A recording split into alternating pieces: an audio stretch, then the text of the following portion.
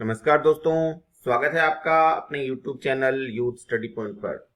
आज है 7 सितंबर 2020 और 7 सितंबर 2020 को जितने भी महत्वपूर्ण प्रश्न हमारी आगामी प्रतियोगिता परीक्षाओं को प्रभावित कर सकते हैं, उन सभी पर हम एक विस्तृत चर्चा करने जा रहे हैं। अपनी चर्चा का मूल आधार विषय रहेगा राजस्थान करंट अफेयर्स के साथ साथ राष्ट्रीय और अंतरराष्ट्रीय स्तर का करंट अफेयर, जो कि हमारी आगे आने वाली प्रतियोगिता परीक्षाओं के लिए बहुत महत्वपूर्ण साबित हो सकते हैं। वीडियो के अंत में आपसे एक विशेष प्रश्न भी पूछा जाएगा, जिसका उत्तर आपको कमेंट बॉक्स में लिखना है। आप अपनी संपूर्ण तैयारी करने के लिए वीडियो में अंत तक जरूर बने रहें और यदि आपको ये वीडियो अच्छा लगे तो आप इसको लाइक जरूर करना और जिन्होंने अब तक सब्सक्राइब नहीं किया है वो सब्सक्राइब भी कर लेना। तो हम प्रारंभ करते हैं अपनी विशेष चर्चा को। सबसे पहले चलते हैं पिछले वीडियो के अंतिम प्रश्न की ओर, जो आपसे कल पूछा गया था। प्रश्न था, किस राज्य सरकार ने पहली समुद्री एम्बुलेंस यानी प्रतीक्षा का निर्माण किया है? दिल्ली, केरल, बिहार या आंध्र प्रदेश? तो इसका सही उत्तर था 2 नंबर विकल्प केरल। केरल सरकार ने प्रतीक्षा के नाम से हाल ही में एक समुद्री एम्बुलेंस का निर्माण किया है। अब है आज की विशेष चर्चा। पहला प्रश्न है, इस वर्ष का राजभाषा गौरव पुरस्कार किसे प्रदान किया गया है? विकल्प है श्री बालेंदु शर्मा को, नवीन श्रीवास्तव को, राजेंद्र मिश्र को या इनमें से कोई भी नहीं। तो इसका सही उत्तर है 1 नंबर विकल्प श्री बालेंदु शर्मा को। माइक्रोसॉफ्ट में कार्यरत वरिष्ठ तकनीकविद और पूर्व संपादक श्री बालेंदु शर्मा को इस वर्ष के राजभाषा गौरव पुरस्कार से सम्मानित किया जाएगा।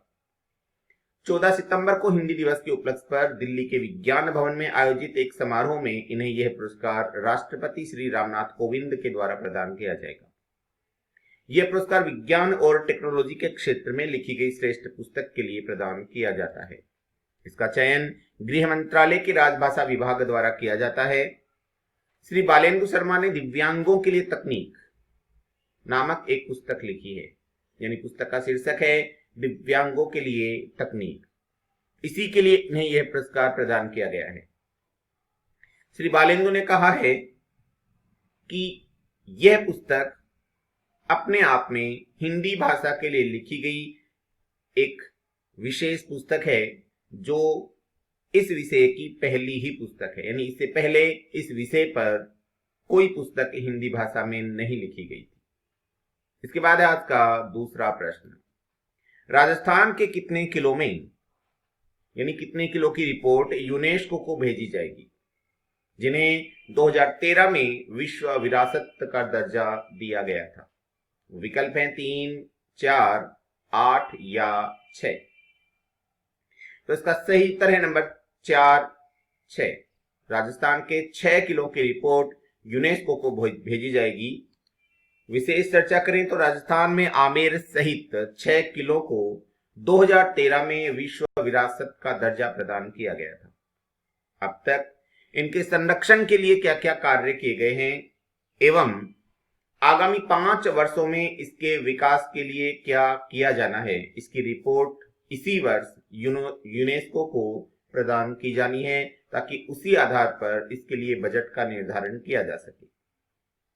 वर्ष 2013 में राजस्थान के आमेर, कुंभलगढ़, गागरोन, रणथंभौर, जैसलमेर और चित्तौड़गढ़ के दुर्ग को विश्व विरासत की सूची में शामिल किया जा चुका है। इसके बाद है अगला प्रश्न। हाल ही में राजस्थान सरकार ने राज्य में औद्योगिक निवेश को बढ़ावा देने के लिए राज्य को कितने सेक्टरों में विभाजित किया है? 2 सेक्टरों में, 3 सेक्टरों में, 4 सेक्टरों में या 5 सेक्टरों में? तो इसका सही उत्तर है 2 नंबर विकल्प 3 सेक्टरों में। राज्य सरकार ने राजस्थान के राज्यों को 3 सेक्टरों में विभाजित कर इनके विकास के लिए कार्य सूची तैयार की है। विशेष चर्चा करें तो राजस्थान सरकार ने राज्य में औद्योगिक निवेश को बढ़ावा देने के लिए राज्य को 3 सेक्टरों में विभाजित किया है। पहाड़ी जिले, मैदानी जिले और अति पिछड़े व पिछड़े जिले, ये 3 सेक्टर बनाए गए हैं। उपयुक्त तीनों सेक्टरों में राज्य के जिलों का विभाजन किया गया है। जैसे पहाड़ी जिलों में बांसवाड़ा, डूंगरपुर, प्रतापगढ़, राजसमंद व सिरोही को शामिल किया गया है, जबकि मैदानी जिलों में बाड़मेर, चूरू, जैसलमेर, जोधपुर व बीकानेर को शामिल किया गया है। अति पिछड़े और पिछड़े जिलों में कुछ पहाड़ी जिलों को व कुछ मैदानी जिलों को भी शामिल किया गया है, जैसे बारां, बाड़मेर जो कि मैदानी जिलों में भी है और अति पिछड़े व पिछड़े जिलों की सूची में भी रखा गया है। डूंगरपुर पहाड़ी जिलों में भी है और पिछड़े व अति पिछड़े जिलों में भी को रखा गया है। इसके अलावा झालावाड़, बांसवाड़ा जो कि पहाड़ी जिलों में भी है, व करौली, इनको अति पिछड़े व पिछड़े जिलों में शामिल किया गया है और इसी आधार पर इनके विकास के लिए कार्यसूची का निर्माण भी किया जाएगा। इसके बाद है अगला प्रश्न, राजस्थान का शिक्षा विभाग किसके साथ मिलकर डिजिटल शिक्षा को लेकर एक पायलट प्रोजेक्ट शुरू कर रहा है, जो देश में अपने आप का एक पहला प्रोजेक्ट है। मिशन ज्ञान के साथ, केयर्न इंडिया के साथ, उपयुक्त दोनों के साथ मिलकर, या इनमें से कोई भी नहीं। तो इसका सही उत्तर है 3 नंबर विकल्प, मिशन ज्ञान व केयर्न इंडिया दोनों के साथ मिलकर राजस्थान का शिक्षा विभाग डिजिटल शिक्षा को लेकर एक पायलट प्रोजेक्ट को शुरू कर रहा है। राजस्थान सरकार के शिक्षा विभाग ने राज्य में सरकारी व गैर सरकारी 1,03,000 स्कूलों के लिए 1,70,000 विद्यार्थियों के साथ डिजिटल शिक्षा को बढ़ावा देने के लिए देश का पहला पायलट प्रोजेक्ट शुरू कर रहा है, जो कि अपने आप में ये एक अनोखा होगा और देश का पहला पायलट प्रोजेक्ट होगा। भारत निर्वाचन आयोग द्वारा पहला क्षेत्रीय मतदान जागरूकता केंद्र राजस्थान के किस जिले में स्थापित किया जा रहा है? बाड़मेर में, कोटा में, जयपुर में, या इनमें से कोई भी नहीं? तो इसका सही उत्तर है नंबर 3 विकल्प, जयपुर में। भारत निर्वाचन आयोग अपना पहला क्षेत्रीय मतदान जागरूकता केंद्र राजस्थान के जयपुर में स्थापित कर रहा है। भारत निर्वाचन आयोग अपना पहला क्षेत्रीय मतदान जागरूकता केंद्र राजस्थान के जयपुर में स्थापित कर रहा है। राज्य सरकार ने इसके लिए इंदिरा गांधी नगर में, जयपुर के इंदिरा गांधी नगर में 3,385 वर्ग मीटर भूमि आयोग को निःशुल्क आवंटित की है। आयोग राजस्थान के अलावा हरियाणा, पंजाब तथा मध्य प्रदेश में भी मतदाताओं को जागरूक करने के लिए मतदाता जागरूकता कार्यक्रम का संचालन करेगा। देश के वर्तमान चुनाव आयुक्त हैं श्री सुनील अरोड़ा। अगला प्रश्न है, वर्ष 2019 की ease of doing business ranking में राजस्थान का कौन सा स्थान रहा है? 5वां, 7वां, 8वां या 11वां? तो इसका सही उत्तर है नंबर 3, 8वां। वर्ष 2019 की ease of doing business ranking में राजस्थान का 8वां स्थान है, जो कि गत वर्ष 9वां स्थान था, यानी राजस्थान की रैंकिंग में 1 अंक का सुधार हुआ है। 2019 की ease of doing business ranking में राजस्थान का 8वां स्थान रहा है। गत वर्ष 9वें स्थान पे था। वाणिज्य उद्योग मंत्रालय की ओर से यह रैंकिंग प्रतिवर्ष जारी की जाती है। इसमें इस वर्ष प्रथम स्थान पे आंध्र प्रदेश रहा है, जो कि गत वर्ष भी प्रथम स्थान पे रहा था। केंद्रीय मंत्री श्रीमती निर्मला सीतारमण और वाणिज्य व उद्योग मंत्री श्री पीयूष गोयल ने 5 सितंबर को यह रैंकिंग जारी की थी। इसमें कारोबार, उद्यमिता करने के आसानी के मामले और राज्यों और केंद्र शासित प्रदेशों की रैंकिंग तय की जाती है। इसके बाद है अगला प्रश्न। अगला प्रश्न है, रेलवे बोर्ड के पहले अध्यक्ष और मुख्य कार्यकारी अधिकारी यानी सीईओ का नाम क्या है? विनोद यादव, सुरेंद्र ठाकुर, आरएस शर्मा या नितेंद्र साहू? तो इसका सही उत्तर है 1 नंबर विकल्प, विनोद यादव। इसे चर्चा करें तो विनोद कुमार यादव को कैबिनेट की नियुक्ति समिति द्वारा रेलवे बोर्ड के अध्यक्ष और मुख्य कार्यकारी अधिकारी यानी सीईओ के रूप में नियुक्त किया गया है। रेलवे के इतिहास में वे इस तरह का पद संभालने वाले पहले व्यक्ति हैं। वीके यादव 1980 बैच के IRSEE अधिकारी हैं। वर्तमान में रेलवे बोर्ड के अध्यक्ष भी हैं। वर्तमान पुनर्गठन के आधार पर वे मानव संसाधन विकास मंत्रालय के लिए जिम्मेदार कैडर नियंत्रक व अधिकारी रहेंगे। इसके बाद है अगला प्रश्न। अगला प्रश्न है यूएनएससी के सदस्यों ने किस देश के द्वारा 2 भारतीय नागरिकों को वैश्विक आतंकवादियों की सूची में नामांकित कराने के प्रयास को विफल कर दिया है? विकल्प हैं अमेरिका, चीन, बांग्लादेश या पाकिस्तान। इसका सही उत्तर है 4 नंबर विकल्प पाकिस्तान। संयुक्त राष्ट्र सुरक्षा परिषद यानी यूएनएससी के 5 सदस्य हैं अमेरिका, ब्रिटेन, फ्रांस, जर्मनी और बेल्जियम। इन्हें संयुक्त राष्ट्र सुरक्षा परिषद के 1267 प्रतिबंध समिति के तहत वैश्विक आतंकवादियों के रूप में 2 भारतीय नागरिकों को नामित करने के पाकिस्तान के प्रयासों को खारिज कर दिया, क्योंकि पाकिस्तान अपने आरोपों को निर्धारित करने के लिए सबूत पेश करने में विफल रहा है। यानी पाकिस्तान सबूत नहीं दे सका, इसीलिए 2 भारतीय नागरिकों को वैश्विक स्तर पर आतंकवादी घोषित नहीं किया जा सका। ये एक प्रकार से पाकिस्तान के लिए बहुत बड़ी वैश्विक असफलता है। अगला प्रश्न है किस देश ने G20 के विदेश मंत्रियों की असाधारण बैठक 2020 की मेजबानी की है? भारत, चीन, जापान या सऊदी अरब? तो इसका सही उत्तर है नंबर 4 सऊदी अरब। G20 के विदेश मंत्रियों की असाधारण बैठक 4 सितंबर 2020 को आयोजित की गई थी। इस बैठक की अध्यक्षता सऊदी अरब के विदेश मंत्री प्रिंस फैसल बिन फरियान अल सऊद ने की। बैठक में भारत का प्रतिनिधित्व विदेश मंत्री श्री सुब्रमण्यम जयशंकर ने किया, जो कि इस समय भारत के विदेश मंत्री भी हैं। उन्होंने 3 तत्वों के स्वैच्छिक G20 सिद्धांतों का समन्वित सीमा पर आंदोलन के विकास का भी प्रस्ताव रखा है।